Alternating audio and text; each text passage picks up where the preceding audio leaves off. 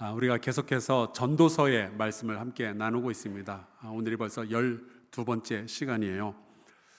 이 전도서는 현실을 직시하면서 이 비극적인 세상 속에서도 선하고 아름다운 삶을 계속 살아내야 한다라는 이야기를 하죠.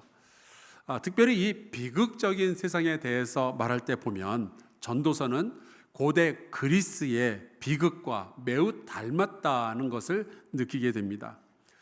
제가 미국에서 유학 시절 고대 그리스에 대해서 공부를 할 때 이 그리스의 비극 대본을 거의 전부 다 읽었던 것 같아요.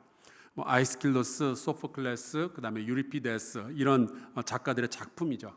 왜냐하면은 이제 저를 가르쳤던 그 교수님이 고대 그리스의 문학과 그 문화를 잘 이해해야 성경을 더 깊이 그리고 입체적으로 이해할 수 있다, 그렇게 이야기를 했거든요. 그래서 참 열심히 공부를 했었습니다. 지금 보시는 이 사진은 아테네의 그 아크로폴리스에 지금도 남아있는 고대 그리스의 극장입니다. 고대 그리스에서는 축제 기간 동안에 바로 저 장소에서 연극을 공연을 했죠. 요즘도 저곳에서 음악회나 혹은 연극이 공연이 됩니다. 지난번에 우리 성도님들과 함께 성지순례 갔을 때에 그 아테네에서 배를 타고, 그러니까 그리스에서 배를 타고 이탈리아로 넘어가야 되는데 우리 권사님들 가운데 한 분이 여권을 잃어버리시는 바람에 그냥 아테네에 혼자 남게 된 거예요. 그래서 제가 같이 남겠다, 대신에 기왕이 이렇게 된 거 아테네에 남아서 저 연극을 보고 그리고 한국으로 돌아가려고 했거든요. 근데 아쉽게도 여권을 도로 찾는 바람에 연극을 포기하고 이탈리아로 그냥 건너갈 수밖에 없었던 그런 경험이 있습니다. 이 그리스의 유명한 비극들 가운데 그 소포클레스의 오이디푸스 왕, 아마 이 오이디푸스라는 이름은 많이 들어보셨을 거예요. 이 오이디푸스 왕이라는 연극을 보면은 한 장면에서 이제 코러스가 이 비극적인 현실에 대해서 이야기를 하죠. 코러스, 오이디푸스를 보라. 누구보다 지혜로웠던 자가 신의 뜻 앞에서 무너지는구나. 그러니 죽기 전까지 그 누구도 복되다 하지 말지어다. 자, 이런 비극적인 현실 앞에서 그럼 주인공 오이디푸스는 뭐라고 말할까요? 그는 이 비극적인 현실을 바라보면서 자기의 인생, 자기의 존재를 저주하기 시작합니다.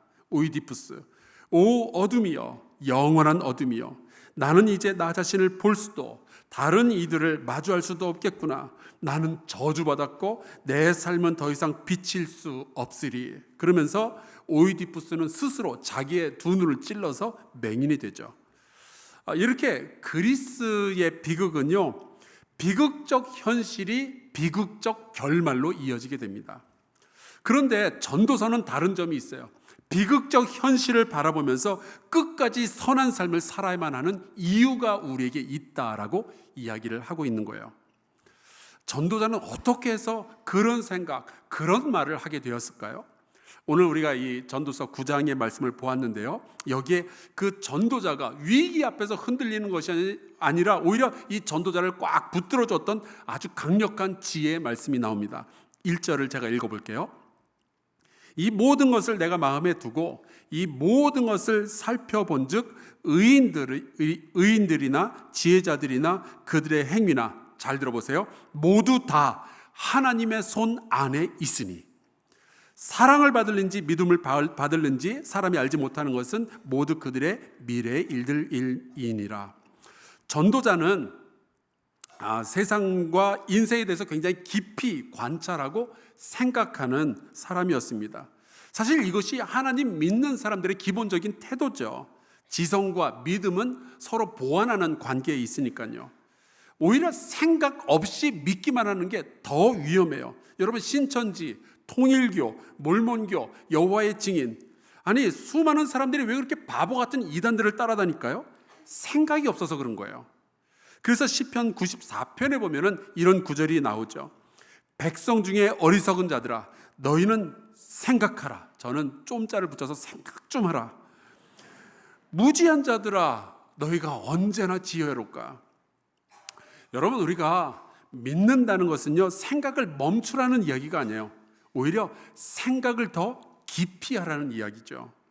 그래서 인류 최고의 지성들 가운데 예수님 믿는 사람들이 그렇게 많이 있는 겁니다. 2003년에 바루크 샬레에브가 쓴 그 노벨상 100년의 역사라는 책을 보면요, 전체 노벨상 수상자들의 종교를 조사한 내용이 나오는데 자그마치 65.4%가 기독교인이래요. 거기에 유대인들이 20%, 그것까지 합치면은 85.4%가 하나님 믿는 사람들입니다. 그들이 인류 최고의 지성들이고 그들이 노벨상들을 그렇게 많이 받았어요. 정말 압도적인 통계죠. 여러분, 지성적인 것과 생각을 깊이 하는 것과 하나님을 믿는 것 사이에는 충돌이 없어요. 그래서 저는 이렇게 생각합니다. 통계적으로 보아서도 똑똑한 사람일수록 하나님을 잘 믿는 경향이 있다. 자, 그러니까 우리 양옆으로 인사 나눌까요? 여기 계신 걸 보니 똑똑하신가 봐요.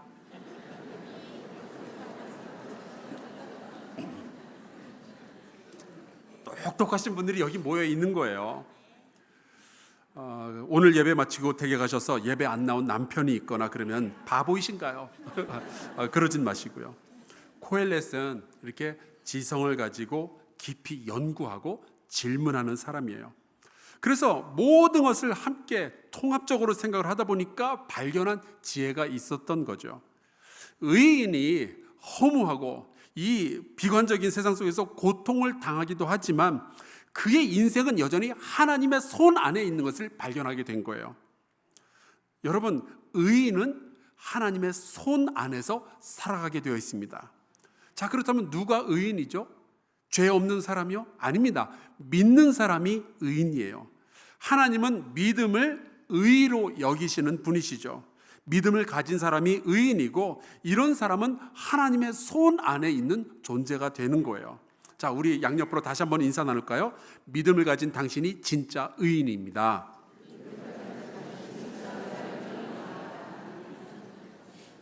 여러분, 우리가 아무리 착한 일을 많이 한들 의인이 될 방법은 없어요. 예수 그리스도를 믿어야 의인이 되는 거죠. 하나님 보시기에. 근데 다만 이제 전도자 코엘렛이 하는 말을 보면은 하나님의 손 안에 있는 의인이라고 할지라도 세상으로부터 사랑을 받을지 혹은 미움을 받을지는 그건 알 수 없다는 이야기를 해요. 하나님의 손 안에 있다는 것이 늘 평안함과 성공을 보장하는 것은 아니다라고 말하죠. 근데 생각해 보세요. 제가 예수님을 열심히 믿거든요. 평생 교회에 다녔거든요. 그리고 지금은 목사잖아요. 그리고 기도도 열심히 하고요. 말씀도 열심히 보아요. 그런데도 제 삶을 돌이켜보면 고난이 떠난 적이 없었습니다. 늘 울음이 있었고요. 늘 고민하고요. 잠 못 이루는 밤들이 그렇게 많이 있었어요. 자, 그렇다면 우리가 하나님의 손 안에 있는 사람이라는 것이 뭐가 그렇게 유리하겠는가? 그게 뭐가 그렇게 좋은가? 그런 생각을 할 수 있죠. 전도자도 똑같은 생각을 했습니다. 그래서 살펴보았는데 진짜로 별로 다른 게 없는 거예요. 죄인에게나 선인에게나 하나님은 똑같이 햇볕도 내려주시고 똑같이 비도 내려주시는 거죠. 그럼 뭐가 다른가? 여러분 2절을 한번 볼까요? 모든 사람에게 임하는 그 모든 것이 일반이라. 의인과 악인, 선한 자와 깨끗한 자와 깨끗하지 아니한 자, 제사를 드리는 자와 제사를 드리지 아니하는 자에게 일어나는 일들이 모두 일반이니 선인과 죄인, 맹세하는 자와 맹세하기를 무서워하는 자가 일반이로다. 다 똑같다는 거예요. 결국 보면 의인과 악인, 이 말을 다르게 표현하자면 하나님의 손 안에 있는 사람과 그렇지 않은 사람이죠. 깨끗한 자와 깨끗하지 아니한 자, 제사를 드리는 자와 제사를 드리지 않는 자, 이 모두가 다 하나님의 손 안에 있는 사람과 그렇지 않은 사람을 비교하는 건데, 그럼 뭔가 차이가 있어야 되지 않겠어요? 근데 전도자는 이렇게 말하고 있습니다. 모든 사람에게 임하는 것이 일반이라. 하나님 잘 믿는 사람들도 병에 걸리기도 하고, 그리고 나이가 들면 죽기도 하고요. 그리고 교통사고가 나기도 하고 참 어려운 일들이 있다는 거죠. 그러니까 겉으로 봐서는 구원받은 사람과 그렇지 않은 사람, 의인과 죄인, 이거 잘 모르겠다는 거예요. 심지어 여러분 십자가에 달리신 예수님을 보세요. 예수님이 악한 죄인들과 큰 차이가 나 보이지 않았었습니다. 그래서 그 십자가를 보던 사람들이 그렇게 이야기를 하는 거예요. 백성은 서서 구경하는데 관리들은 비웃어 이르되 저가 남을 구원하였으니 만일 하나님이 택하신 자 그리스도이면 자신도 구원할지어다 하고. 차이가 난다는 거. 이게 참 짜증이 나는 일이죠. 하나님을 믿는 사람에게는 병도 다 사라지면 좋겠고, 자녀들도 다 잘 되면 좋겠고, 사업도 매일같이 대박 나면 좋고 그러면 좋겠는데요, 여러분, 그런 날도 있을 줄로 믿어요. 그런데 그렇지 않은 경우들이 있다는 게 문제죠. 광고에서 잠깐 말씀드렸던 그 미얀마에 지금 고아원 세우고 계시는 그 선교사님은 참 순수하고요, 선하고 믿음이 좋은 분이신데 현재 암투병 중이십니다. 저는 이런 게 잘 이해가 안 되는 거예요. 그렇게 좋은 분이 왜 이런 암 때문에 고생을 해야 되는가? 생각해 보니까 암 걸리면 좋겠는 사람은 따로 있거든요. 저희 북한에도 있고. 하지만 여러분, 우리에게 고난이 찾아온다, 이거보다 우리가 더 주목해야 될 사실이 하나 있어요. 그것은 우리가 하나님의 손 안에 있는 사람이다라는 사실이죠. 우리가 고난을 받기는 하지만 버림받는 사람은 아닌 거예요. 그렇다면 하나님의 손 안에 있는 이 인생은요, 비극으로 끝나지 않고 선함으로, 거룩함으로, 하나님의 영광으로 이어지게 될 줄로 믿습니다.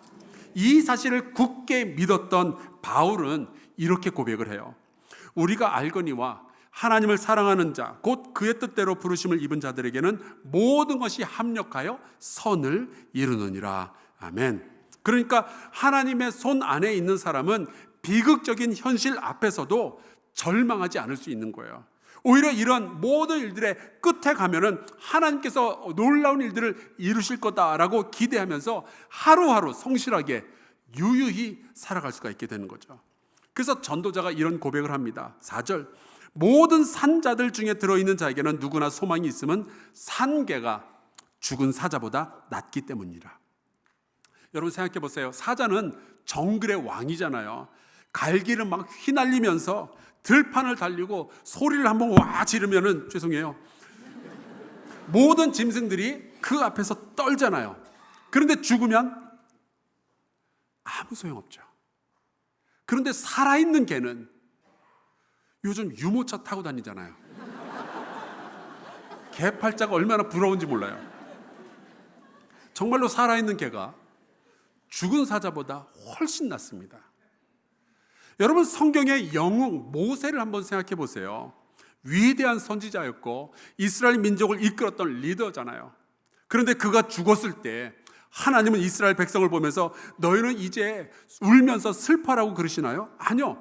하나님은 여호수아를 부르셨어요. 그리고 이렇게 말씀하시죠. 모세가 죽었으니 너는 이제 이 백성을 이끌고 요단강을 건너서 가나안 땅으로 들어가라.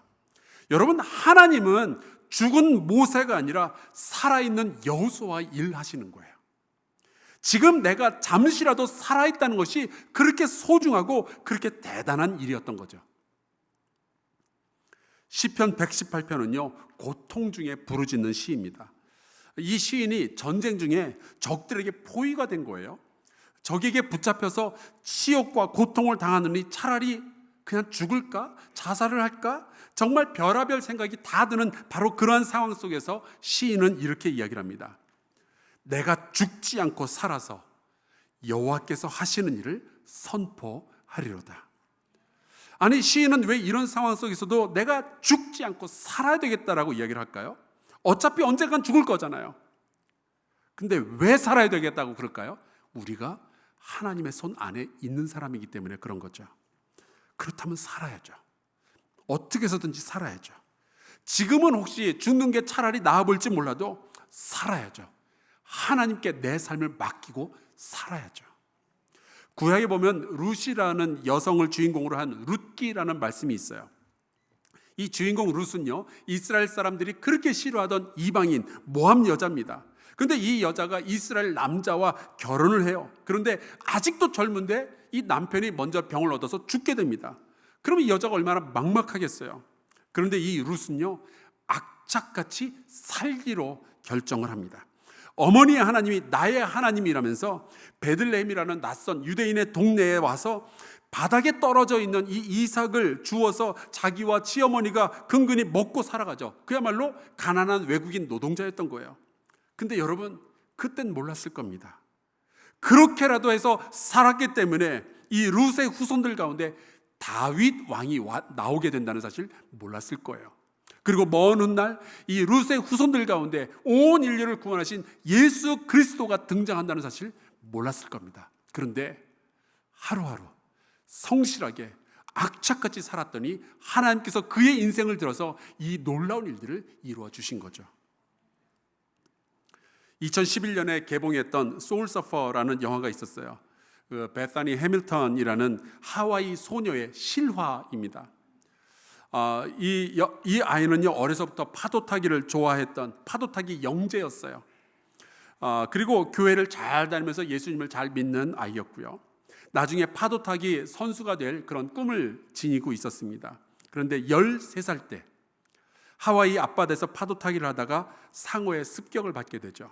그리고 왼쪽 팔을 잃어버리게 됩니다. 팔로 균형을 잡아야 하는 이 파도타기 선수가 한쪽 팔이 사라지니까 너무 어려운 거예요. 하지만 이 여자아이는 살아있다는 것에 집중하기로 해요. 살아있다는 바로 이 사실에 감사하면서 이를 통하여서 하나님께서 어떤 일을 하실지 기대하며 계속 연습에 매진합니다. 그리고 도전한 끝에 2005년 전국 챔피언십 우승을 비롯하여 수많은 대회에서 우승을 하면서 꿈에도 그리던 파도타기 프로 선수로 전향하게 되죠. 이 여자아이가요, 13살에 팔을 잃어버리는 사고를 당했고 16살에 기도하는 가운데 10대 소녀들을 위한 묵상집을 냈어요.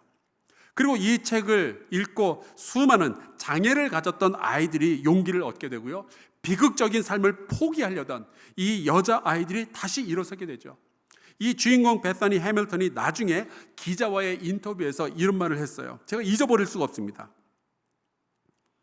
팔이 2개였을 때보다 팔이 하나가 된 지금 더 많은 사람들을 안아줄 수 있게 되었어요.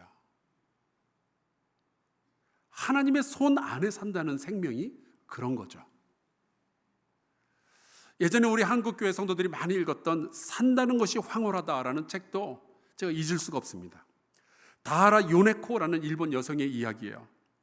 19살에 어머니를 잃게 됩니다. 그리고 우울증에 빠져요. 어느 날 죽어야 되겠다 생각을 해서 달려오는 열차에 몸을 던져서 자살을 시도하죠. 그런데 죽지 않고 살아나요. 정신을 차려보니 병원에 와 있고 2 다리가 사라졌고요, 왼쪽 팔을 잃어버렸고요, 오른쪽 손마저 손가락 2개를 잃어버린 거예요. 이제 막 20살이 되는 여자가 어떻게 평생 이루고 살겠어요. 그래서 그때부터 자기를 살려낸 병원과 그 의사들을 저주하기 시작합니다. 왜 나를 살려냈냐고. 그러던 어느 날 병원에 찾아온 사람들로부터 그리스도의 복음을 듣게 되죠. 그리고 살아있다는 것이 얼마나 감사한지를 알게 돼요. 덕분에 복음을 들었잖아요. 그리고 이렇게 살게 되었으니 이제 예수님의 사람답게 살기로 결정을 내립니다. 그래서 나처럼 장애인들을 섬기기로 결정을 한 거예요. 그러다가 자기에게 복음을 전해줬던 그 남자와 사랑에 빠지게 되고 결혼을 하죠. 그리고 2 딸을 낳기까지 합니다. 그리고 나서 썼던 책이 바로 저 책이에요. 산다는 것이 황홀하다. 여러분, 우리가 하나님의 손 안에서 지금 살아있다는 것이 기적이고 은혜이고 황홀한 일인 줄로 믿습니다. 그러니까 혹시라도 비극적인 현실을 맞이하고 있다라 할지라도 어떻게 해서든 살아야죠. 잘 살아봐야죠. 그 한 방법을 오늘 코엘렛이 말씀 가운데 소개하고 있어요. 7절, 너는 가서 기쁨으로 내 음식물을 먹고 즐거운 마음으로 내 포도주를 마실지어다. 이는 하나님이 내가 하는 일들을 벌써 기쁘게 받으셨음이니라. 하나님의 기쁨에 참여하라는 거예요. 기쁨으로 먹고 즐거움으로 마시라는 거죠.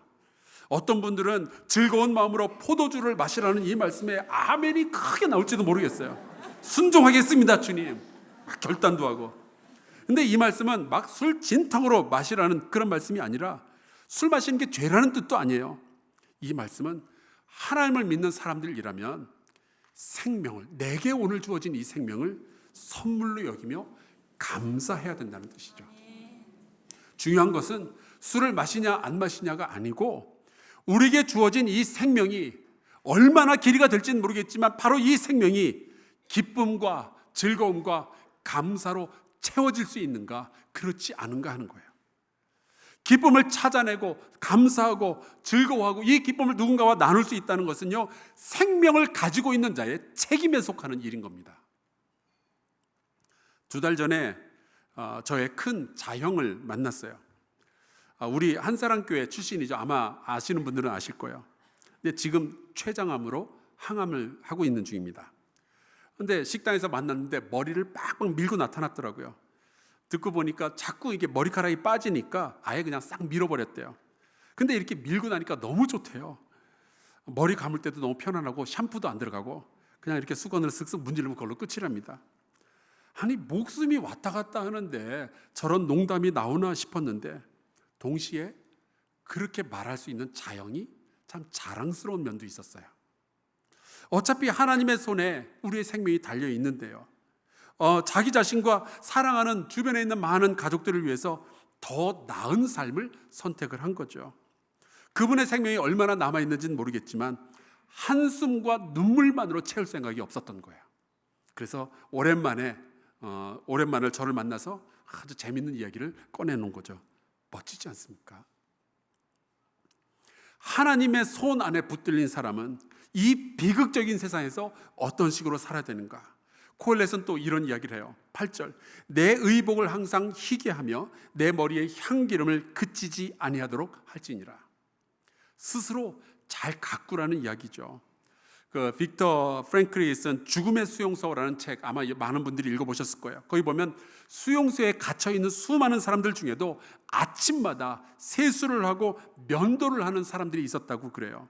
언제 죽을지 모르는데도 날마다 품위를 유지하려고 애쓰는 사람들, 분노와 좌절로 하루하루 채우는 것이 아니라 생명을 소중히 여기고 내게 주어진 지금의 삶을 스스로 축복하기 시작한 거예요. 심리학자들은 그렇게 스스로의 품위를 지키는 사람들은 어떤 어려움이 와도 견디고 살아날 힘이 있다고 그러죠. 여러분, 힘들수록 맨날 사람들 붙잡고 하소연하고 울고 그러기보다는 옷도 잘 입고요, 화장도 잘 하시고요, 재밌는 이야기 나누시고요, 맛있는 음식도 드시길 바라요. 코엘렛은 세 번째로 하나님의 손 안에 있는 사람은 이렇게 살아야 한다라면서 지혜를 나눕니다. 9절에 있어요. 내 헛된 평생의 모든 날. 여러분 보세요. 헛된 날이라고 표현을 하잖아요. 비극적인 인생을 마주하고 있는 거예요.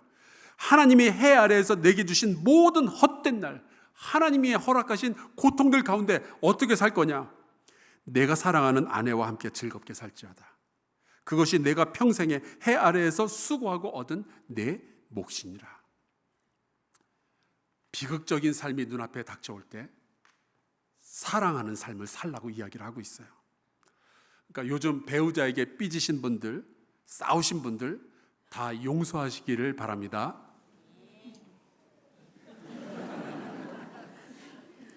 저 인간은 없는 게 낫다 그러지 마시고 함께 즐거운 시간을 더 많이 보내실 수 있으면 좋겠어요. 아니, 하나님께서 짝지어 주신 내 가족을 사랑하지 못한다면 도대체 어디 가서 무슨 즐거움을 얻으려고 그러시는 거예요? 작년에 노벨 문학상을 받은 그 한강 작가가 이렇게 노벨상 받았을 때 수상 소감을 말하는 자리에서 이렇게 이야기를 시작했습니다. 세계는 왜 이토록 폭력적이고 고통스러운가? 동시에 세계는 어떻게 이렇게 아름다운가? 이 두 가지 질문의 갈등과 투쟁이 자기가 글 쓰는 힘이 되었다는 거죠. 근데 말을 이어가는데 보니까 한강 작가는 최근에 생각이 바뀌었대요. 생각해 보니까 자기가 정말로 자기의 글을 통해서 하고 싶은 이야기는 사람들의 사랑 이야기라는 거죠. 아무리 비극적이고 고통스럽고 폭력적인 세상이 펼쳐질지라도 사람들이 사랑하는 것을 볼 수만 있다면 세상은 아름답다고 여길 수 있기 때문에, 여전히 세상은 사랑이 있다면 살만한 곳이라는 이야기를 하고 싶다는 거예요. 그런데 코엘렛은 무려 2500년 전에 바로 그 이야기를 이 전도서를 통해서 우리에게 전해주고 있는 거예요. 이토록 폭력적이고 고통스러운 세상이지만 하나님께서 주신 생명이 조금이라도 남아있다면 사랑하면서 살자, 그런 이야기죠. 그게 선하고 아름다운 일이니까요. 그것이 하나님의 손 안에서 생명을 가진 자의 책임이기 때문에 그런 거죠. 너무 허무하고 비극적이라면서 우울해하기보다는 오늘 나에게 사랑할 사람이 있다는 바로 그 사실로 인하여 즐거워하고 감사할 수 있기를 주의 이름으로 축원합니다. 마지막으로 코엘렛은 이런 이야기를 해요. 10절, 내 손이 이를 얻는 대로 힘을 다하여 할지어다. 내가 장차 들어갈 스올에는 죽고 나면 일도 없고 계획도 없고 지식도 없고 지혜도 없음이니라. 내가 원하는 직장이 아니라고 해서 대충 일하고 시간 때우지 말라는 거예요. 내가 열심히 일했는데 다른 사람들이 승진하는 걸 보면서 세상이 너무 불공정하다고 짜증만 내고 그러지 말라는 거죠. 일은 내가 열심히 했는데 돈은 딴 사람이 버는 것을 보면서 짜증이 날 때가 있잖아요. 의미 없어서 내가 이 일 못하겠다 그럴 때가 있잖아요. 그래도 열심히 살라는 거예요. 자부심을 가지고 내 일에 최선을 다해라.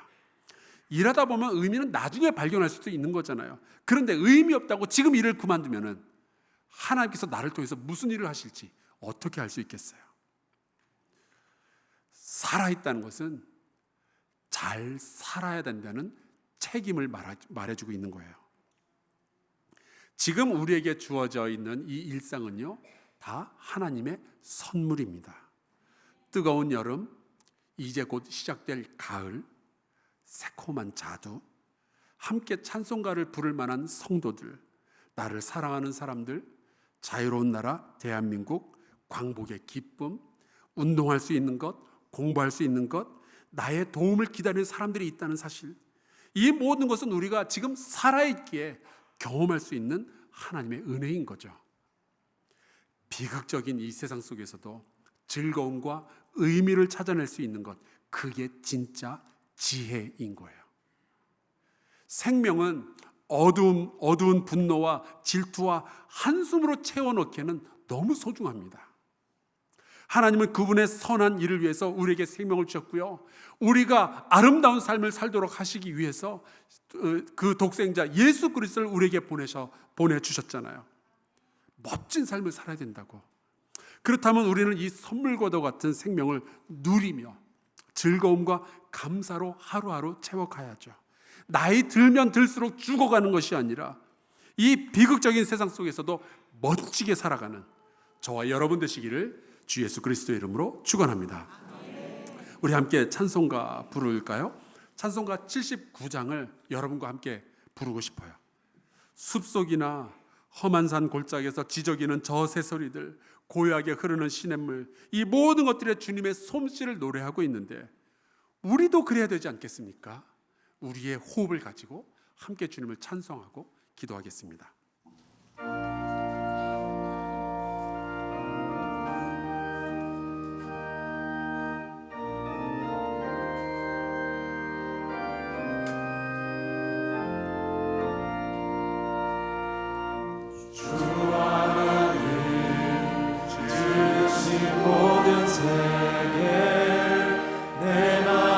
속에 그리워볼 때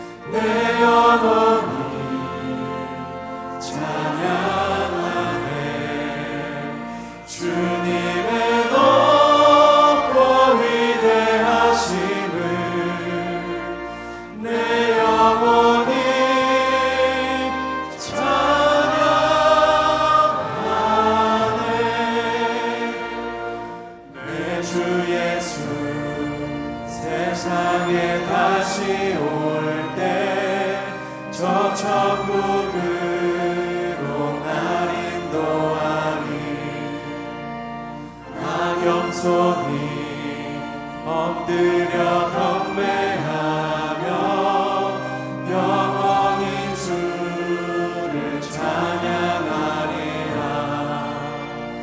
주님의 높고 위대하심을 내 영혼이 찬양하네. 주님의 높고 위대하심을 내 영혼이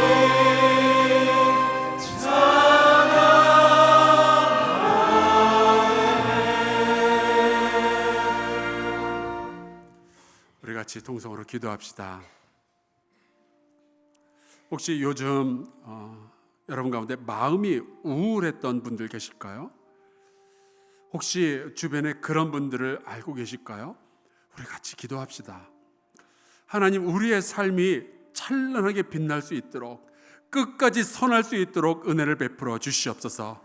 이 비극적인 세상 속에서도 아름다운 성도의 삶을 살 수 있도록 우리에게 날마다 지혜와 믿음과 용기를 허락하여 주시옵소서. 통성으로 기도하겠습니다. 살아계신 주, 영원하여 하나님 아버지, 주 앞에 간구합니다. 하나님, 우리의 눈을 뜨면 비극적인 세상이 펼쳐지고 있습니다. 너무나도 많은 고통, 너무나도 많은 슬픔, 너무나도 많은 거짓, 어둠, 그 가운데서 흔들리고 한숨 쉬는 영혼들이 있는데, 아버지, 저에게 다가주시고 저에게 지혜를 허락하여 주시고 용기를 주셔서 아버지, 저희가 어떠한 삶을 살든 끝까지 선함을 지켜낼 수 있도록 주여 주께서 인도하여 주시옵소서. 저에게 복 주시고 용기를 허락하여 주셔서 하나님, 특별히 우리의 사랑하는 성도들, 하나님의 손 안에 있는 인생이오니 하나님, 끝까지 주님과 함께 동행할 수 있도록 역사해 주시옵시고, 하나님, 내 주변에 있는 이들과 즐거움과 기쁨과 감사의 감정을 나눌 수 있도록 주님 역사해 주시옵소서. 주여, 우리 모두를 도와주시옵소서.